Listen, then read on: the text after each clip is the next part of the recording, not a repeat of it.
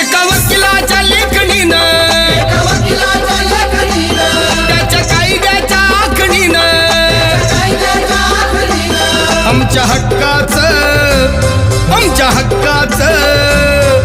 हक्काचं लेखन व माय मग कुणी नाही केलं भलं व माय अग दिल्लीचं दालन फुलं व माय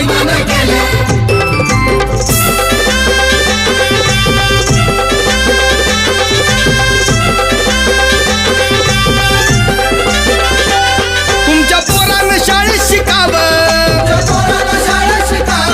आशाला जारीला मुकावं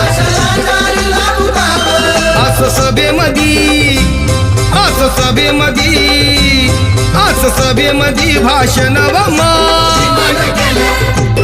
मग कुणी नाही केलं